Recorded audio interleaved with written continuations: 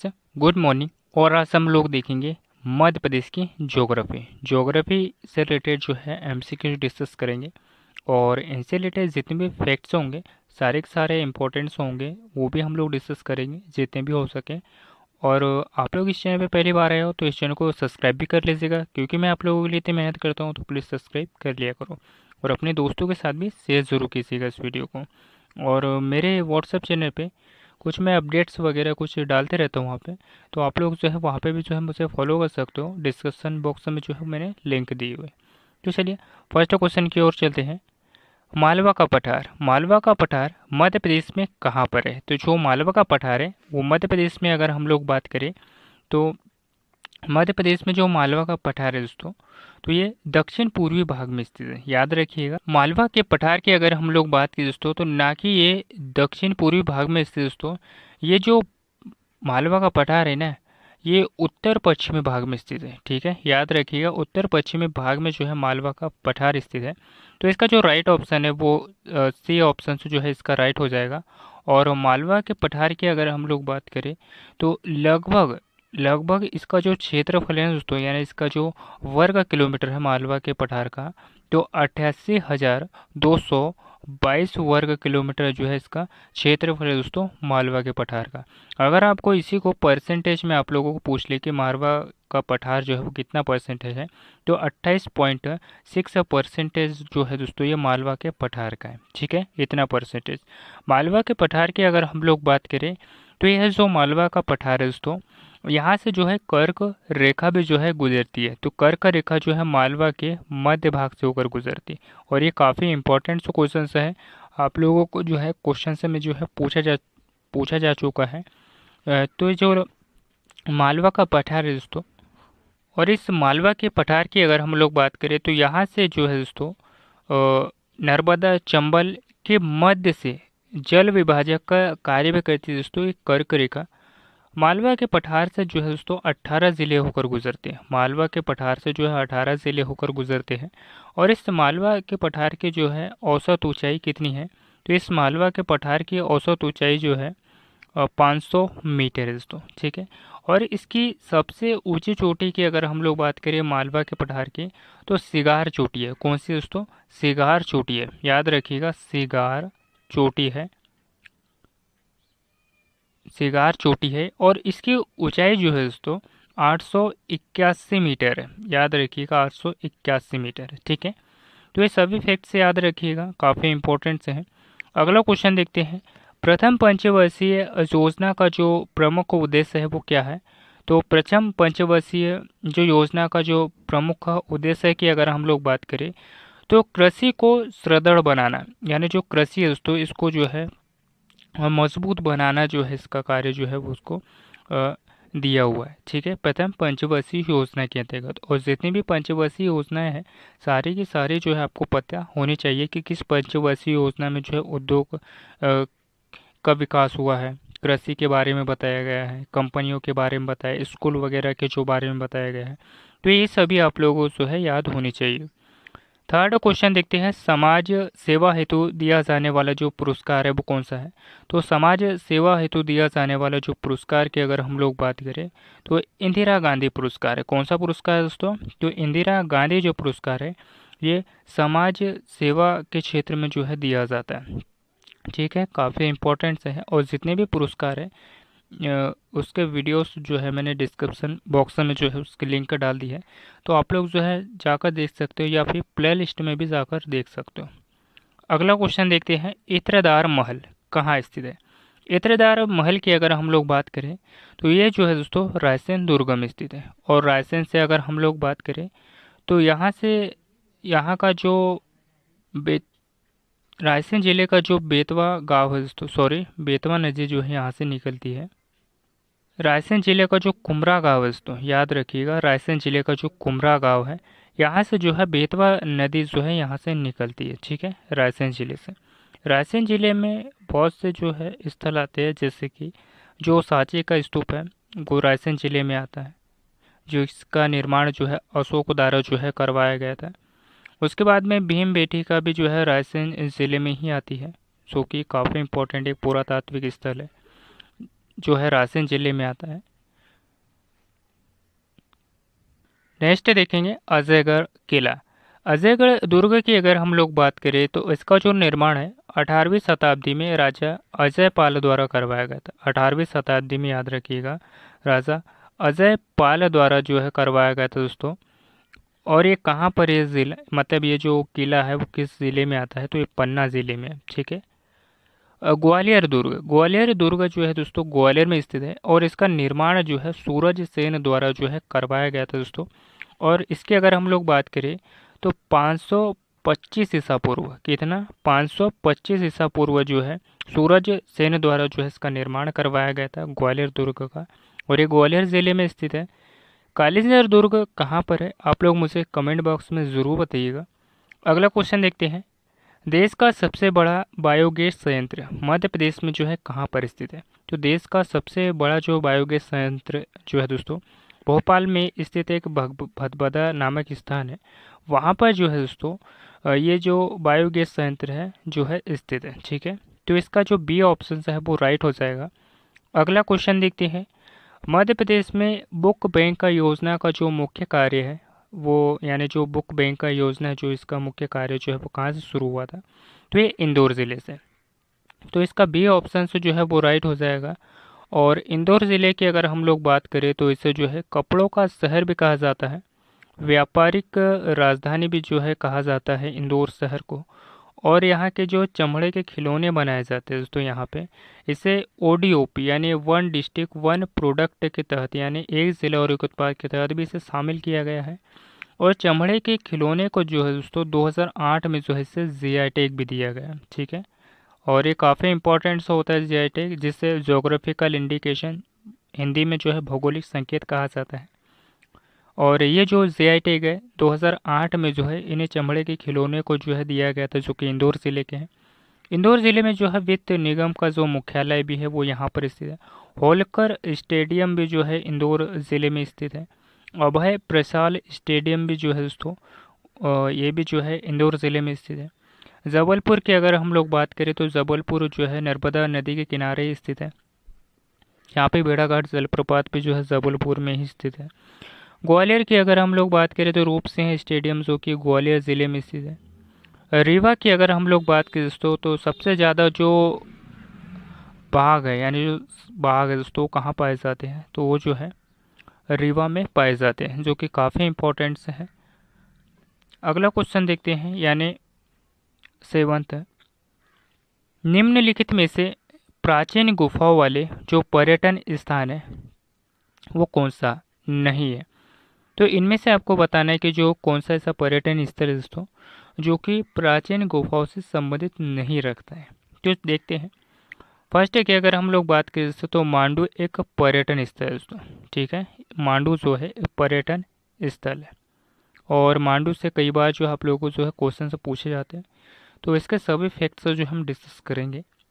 तो मांडू जो है एक पर्यटन स्थल है। बाघ की गुफाएं प्राचीन है। उदयगिरी गुफाएं भी प्राचीन से संबंधित है। कौरा की गुफाएं जो भी प्राचीन है। तो हमारा जो असत्य ऑप्शन है वो कौन सा हो जाएगा, तो इसमें जो पर्यटन स्थल जो है वो कौन सा है, वो मांडू है। बाकी जो प्राचीन गुफाएं जो है वो इनमें से ये 3 है, ठीक है। तो हमारा जो ए ऑप्शन है वो राइट हो जाएगा। मांडू की अगर हम लोग बात करें तो मांडू जो है दोस्तों धार ज़िले में आता है। किस ज़िले में आता है, तो ये धार ज़िले में आता है मांडू।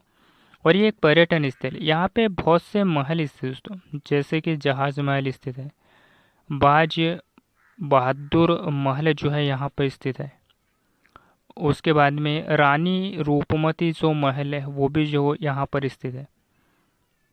हिंडोला महल भी जो है यहाँ पर स्थित है मांडू में। और इस मांडू को जो है सिटी ऑफ जॉय के नाम से भी जो है जाना जाता है। और भी ऐसे बहुत से जो पर्यटन है वो स्थल यहाँ पे मौजूद है मांडू में, और ये काफ़ी इंपॉर्टेंट है। बाकी गुफाएं कहाँ पर स्थित दोस्तों, तो ये भी धार ज़िले में स्थित है, याद रखिएगा। बाघिन नदी के तट पर स्थित है। बौद्ध धर्म से संबंधित है बाकी गुफाएं। और जो बाघ प्रिंट है दोस्तों, याद रखिएगा, यहाँ की जो बाघ प्रिंट है इसे भी जो है 2008 में जो है जीआई टैग दिया गया था, याद रखिएगा। उदयगिरी की गुफाएं कहाँ पर स्थित है, तो उदयगिरी की जो गुफाएं दोस्तों ये विदिशा ज़िले में स्थित है, ठीक है। कौरा की गुफाएं, कौरा की गुफाएं की अगर हम लोग बात करें तो मैं आप लोगों को बताना चाहूँगा दोस्तों, कावरा नहीं है, काबरा की गुफा है दोस्तों, याद रखिएगा, काबरा की गुफा है, आप लोग कर लीजिएगा। और ये जो काबरा की गुफा है ना, ये कहाँ पर स्थित है, तो ये राजगढ़ जो ज़िला है वहाँ पे जो है स्थित है। अगला क्वेश्चन देखते हैं, बांधवगढ़ का किला। बांधवगढ़ का किले की अगर हम लोग बात करें तो ये जो है दोस्तों कटनी और जो बिलासपुर रेल मार्ग है वहाँ पर स्थित है। और ये जो बांधवगढ़ का किला है ये उमरिया ज़िले में आता है दोस्तों, याद रखिएगा, उमरिया ज़िले में आता है। इस बांधवगढ़ किले की अगर हम लोग बात करें तो ये 32 पहाड़ियों से जो है घिरा हुआ है। ये जो बांधवगढ़ का किला है ये 32 पहाड़ियों से घिरा हुआ है। और ये किस ज़िले के अंतर्गत आता है, तो ये उमरिया ज़िले के जो है अंतर्गत आता है। तो ये पॉइंट से याद रखिए, काफ़ी इम्पोर्टेंट से है। अगला क्वेश्चन देखते हैं, मध्य प्रदेश में जो नाटक कला एकेडमी है वो कहाँ पर स्थित है, तो मध्य प्रदेश में जो नाटक कला जो एकेडमी है दोस्तों ये उज्जैन जिले में स्थित है। और यहाँ पे और एक एकेडमी जो है स्थित दोस्तों जिसे मलखम्ब एकेडमी भी जो है कहा जाता है, जो कि मध्य प्रदेश की राजकीय खेल एकेडमी भी है। तो ये कहाँ पर स्थित दोस्तों, तो ये जो है उज्जैन ज़िले में स्थित है। और उज्जैन की अगर हम लोग बात करें तो ये जो है क्षिप्रा नदी के किनारे स्थित है। और ये क्षिप्रा नदी के किनारे 12 वर्ष में एक बार जो है यहाँ पर जो है कुंभ का मेला जो है लगता है क्षिप्रा नदी में, क्षिप्रा नदी के किनारे। और उज्जैन की अगर हम लोग बात करें तो यहाँ पे जो है महाकालेश्वर का मंदिर भी स्थित है, जो कि काफ़ी प्रसिद्ध है। और इस उज्जैन ज़िले में जो है दोस्तों यहाँ पे महर्षि जो पाणिनि विश्वविद्यालय वो भी यहाँ पे स्थित है। संदीपनी आश्रम भी जो है यहाँ पर स्थित है। भोपाल ज़िले की अगर हम लोग बात करें तो मध्य प्रदेश की कैपिटल है भोपाल। और यहाँ पे जो है बीएचएल भी स्थित है, ठीक है। और इस बीएचएल की स्थापना जो है कब हुई थी दोस्तों, तो 1964 में हुई थी, याद रखिएगा। लेकिन आपसे ये पूछ ले कि बीएचएल की जो स्थापना है वो ब्रिटेन के सहयोग से जो है कब हुई थी, तो 1956 में हुई थी। लेकिन आपको ब्रिटेन न लगाकर आपको पूछ ले तो 1964 से ही होगा, ठीक है। तो ये पॉइंट से याद रखिए, काफ़ी इंपॉर्टेंट से है। और इस बीएचएल को जो है महारत्न का जो दर्जा है वो कब दिया गया था, तो इसे महारत्न का जो दर्जा है वो, और इसे जो है महारत्न का दर्जा जो है 2013 में दिया गया था, क्योंकि काफ़ी इंपॉर्टेंट है। और कई बार यानी एमपीपीएससी में ये क्वेश्चन है जो है आप लोगों को पूछा गया क्वेश्चन है। अदर एग्ज़ाम में भी जो है पूछा गया है, जैसे कि एमपीपीएससी, एमपी पुलिस, और भी ऐसे मध्य प्रदेश के जितने भी एग्ज़ाम है और अदर्स एग्ज़ाम में भी जो है पूछा गया क्वेश्चन है। ग्वालियर ज़िले की अगर हम लोग बात करें तो यहाँ पे जो है दोस्तों रूप सिंह स्टेडियम जो कि ग्वालियर ज़िले में स्थित है। इंदौर की अगर हम लोग बात करें तो मध्य प्रदेश की जो है व्यापारिक राजधानी भी कहा जाता है। अगला क्वेश्चन देखते हैं, हिंदी काव्य में छायावाद के प्रवर्तक कवि कौन माने जाते हैं, तो छायावाद के जो प्रवर्तक कवि है दोस्तों इसे कौन माने जाते हैं, तो इनकी अगर हम लोग बात करें तो मुकुटधर पांडे की अगर हम लोग बात करें तो छायावाद के प्रवर्तक कवि जो है माने जाते हैं। अगला क्वेश्चन देखते हैं यानी 11वां, उत्तर पूर्वी रेलवे का जो वैगन वर्कशॉप है वो कहाँ पर स्थित है, तो उत्तर पूर्वी रेलवे का जो वैगन वर्कशॉप की अगर हम लोग बात करें तो ये भोपाल ज़िले में दोस्तों कहाँ पर स्थित है, तो ये भोपाल ज़िले में स्थित है। तो इसका जो बी ऑप्शन है वो राइट हो जाएगा।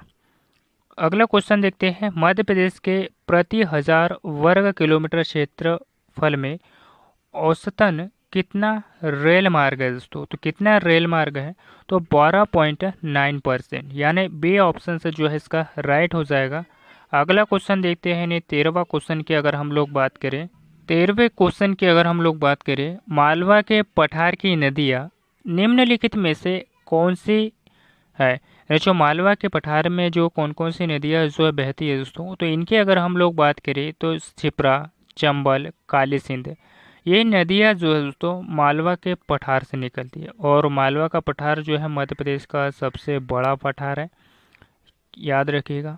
और जो कर्क रेखा है इस मालवा के मध्य भाग से जो है निकलती है, मध्य भाग से होकर निकलती है। और इसमें जो है कुछ 18 ज़िले आते हैं, लेकिन अभी जो है 55 ज़िले हो गए, तो शायद इनमें से जो है दोस्तों कुछ ज़िले और आते हो, तो इसका अपडेट से चेक कर लीजिएगा, ठीक है। अगला क्वेश्चन देखते हैं, बरना नदी की नहरों से किस जिले में सिंचाई की जाती है? तो जो बरना नदी है दोस्तों, इसमें जो है किस नहरों से जो है किस ज़िले में सिंचाई की जाती है? तो इनकी अगर हम लोग बात करें तो इससे जो है दोस्तों रायसेन ज़िले में जो है सिंचाई की जाती है। काफ़ी इम्पोर्टेंट है। नेक्स्ट क्वेश्चन देखेंगे यानी 15वां। मध्य प्रदेश में सबसे बड़ी जो अनुसूचित जनजाति है वो कौन सी है? तो मध्य प्रदेश में सबसे बड़ी अनुसूचित जनजाति की अगर हम लोग बात करें भील जनजाति है। सेकंड नंबर की अगर हम लोग बात करें दोस्तों तो गोंड जनजाति है। तीसरे नंबर की अगर हम लोग बात करें तो कोल जनजाति है। चौथे नंबर की अगर हम लोग बात करें दोस्तों तो कोरकू जनजाति है। और पाँचवें नंबर की अगर हम लोग बात करें तो सहरिया जनजाति है। ये सारी आप लोगों को जो है क्रम वाइज जो है याद रखिएगा, काफ़ी इम्पोर्टेंट से है।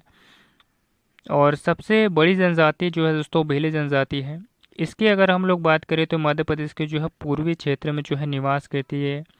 और जो गोंड जनजाति है दोस्तों मध्य प्रदेश की दक्षिणी और कुछ पूर्वी जिलों में भी निवास करती है ये गोंड जनजाति। कोरकू जनजाति भी जो है दक्षिणी जिलों में निवास करती है। और कोल जनजाति जो है जो कि पूर्वी क्षेत्र में जो है निवास करती है। सहरिया जनजाति जो है उत्तरी क्षेत्र में जो है निवास करती है। ठीक है, तो सारी जनजातियाँ जो है आपको याद होनी चाहिए। और प्लेलिस्ट में मैंने इसके काफ़ी वीडियोस जो है मैं डाल चुका हूँ, तो आप लोग जो है वहाँ से जाकर देख सकते हो। अगला क्वेश्चन देखते हैं, यानी इसका जो राइट ऑप्शन है वो क्या हो जाएगा? तो इसका जो राइट ऑप्शन है वो भील जनजाति हो जाएगा, ना कि गोंड। अगला क्वेश्चन देखते हैं, कर्क रेखा मध्य प्रदेश के किस भाग से होकर गुजरती है? तो जो कर्क रेखा है दोस्तों ये मध्य प्रदेश के जो है मध्य भाग से होकर गुजरती है। और मैंने अभी आप लोगों को बताया कि जो मालवा का पठार है मध्य प्रदेश का, इसी भाग से जो है मध्य प्रदेश की अगर हम लोग बात करें तो मध्य भाग से होकर गुजरती है, इस मालवा के पठार से। नेक्स्ट क्वेश्चन देखते हैं, यानी 17वां। राष्ट्रीय रामलीला मेला मध्य प्रदेश के किस नगर में जो है आयोजित किया जाता है? तो जो राष्ट्रीय रामलीला जो मेला है दोस्तों ये मध्य प्रदेश के किस नगर में जो है वो आयोजित किया जाता है? तो ये भोपाल में जो है आयोजित किया जाता है। अगला क्वेश्चन देखते हैं, भोपाल ट्रेजेडी नामक जो पुस्तक है, भोपाल ट्रेजेडी नामक पुस्तक की अगर हम लोग बात करें तो इसका जो रचयिता है वो कौन है?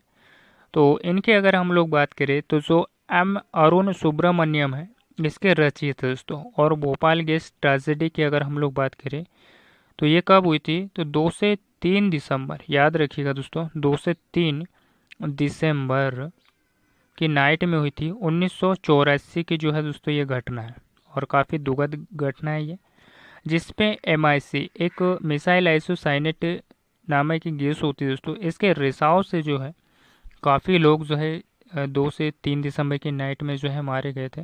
किसी के आंखों में जलन हो रही थी तो किसी को सांस की प्रॉब्लम हो रही थी, काफ़ी कुछ झेलना पड़ा था इस रात को, यानी 2 से 3 दिसंबर की नाइट में। काफ़ी दुखद घटना है।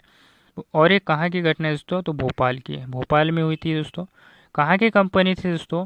तो ये जो है अमेरिका की कंपनी थी, याद रखिएगा, अमेरिका की कंपनी थी।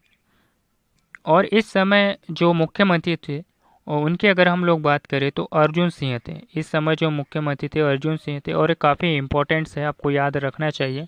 ठीक है, अगला क्वेश्चन देखते हैं, यानी 19वां। ताप्ती नदी का जो उद्गम स्थल है वो निम्नलिखित में से कौन सा है? तो ताप्ती नदी का जो उद्गम स्थल है वो कहाँ से हुई है दोस्तों? तो इसकी अगर हम लोग बात करें तो बैतूल ज़िले में जो मुल्ताई तहसील है, बैतूल ज़िले की जो मुल्ताई तहसील है, यहाँ से जो है ये ताप्ती नदी का जो है उद्गम हुआ है। और इस ताप्ती नदी की अगर हम लोग बात करें दोस्तों तो ये पश्चिम दिशा की ओर बहते हुए जो है अरब सागर में जाकर गिर जाती है गुजरात के पास में। ठीक है, काफ़ी इंपॉर्टेंट है। और जो मुल्ताई शहर है वो ताप्ती नदी के किनारे ही जो है बसा हुआ है। ताप्ती नदी को सूर्य पुत्री के नाम से भी जाना जाता है। ठीक है, सूर्य पुत्री जो है ताप्ती नदी है। ठीक है, तो ये भी आप लोग याद रखिए, काफ़ी इंपॉर्टेंट है। अमरकंटक से जो है नर्मदा नदी, सोन नदी, जोहिला नदी जो है यहाँ से निकलती है। जना पाव पहाड़ी से जो है चंबल नदी का उद्गम स्थल हुआ है। किस नदी का उद्गम स्थल हुआ है? चंबल नदी का। राजपीपला की जो पहाड़ी है दोस्तों यहाँ से किस नदी का उद्गम स्थल हुआ है? आप लोग मुझे कमेंट बॉक्स में बताइएगा। अगला क्वेश्चन देखते हैं 20। निम्नलिखित में से कौन सा जोड़ा बेमेल है? इनमें से आपको बताना है दोस्तों कि कौन सा जोड़ा जो है वो असत्य है, यानी एक जोड़ा जो है गलत है। तो चलिए देखते हैं। अमलाई जो है दोस्तों, ये कागज़ कारखाना जो है वो कहाँ पर स्थित है, तो ये जो है अमलाई में स्थित है। भीमबेटका की अगर हम लोग बात करें, ये जो भीमबेटका है दोस्तों, ये यहाँ पे गलत है गया है। ये जो भीमबेटका है ये रायसेन जिले में स्थित है दोस्तों, और एक पूरा तात्विक स्थल है भीमबेटका, और ये कहाँ पर स्थित है, रायसेन जिले में स्थित है।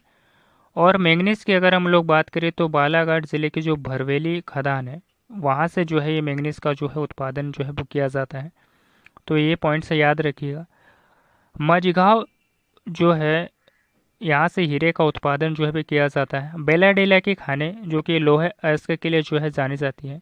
तो इसका जो बी ऑप्शन से जो है गलत हो जाएगा, यानी मतलब राइट हो जाएगा। ठीक है, याद रखिएगा, बाकी सभी ऑप्शन से जो है वो राइट है। भीमबेटका के मतलब जो पुरातात्विक स्थल है वो रायसेन जिले में आता है। और जो मैंगनीज का उत्पादन जो है बालाघाट जिले के भरवेली खदान से जो है इसका उत्पादन किया जाता है, याद रखिएगा। और जितने भी मैंने आप लोगों को क्वेश्चन से रिलेटेड जितने भी फैक्ट्स बताए, सारे के सारे जो हैं इंपॉर्टेंट्स हैं। टॉपिक अच्छा लगा हो तो अपने दोस्तों के साथ में ज़रूर शेयर कीजिएगा। कुछ बुक्स वगैरह जो है मैंने डिस्क्रिप्शन बॉक्स में डाल दिया है, काफ़ी इंपॉर्टेंट से बुक है। तो आप लोग जो है लिंक पर क्लिक करके आप लोग जो है बुक परचेस कर सकते हो। कुछ इंपॉर्टेंट्स डिटेल्स मैं अपने व्हाट्सअप चैनल पर डालता हूँ, और वहाँ पे कुछ नोट्स वगैरह भी जो है डालते रहता हूँ, कुछ क्विज़ वगैरह। तो आप लोग जो हम उस व्हाट्सअप चैनल को भी जो है फॉलो कर सकते हो। तो मिलते हैं किसी नेक्स्ट टॉपिक पे। धन्यवाद, थैंक यू।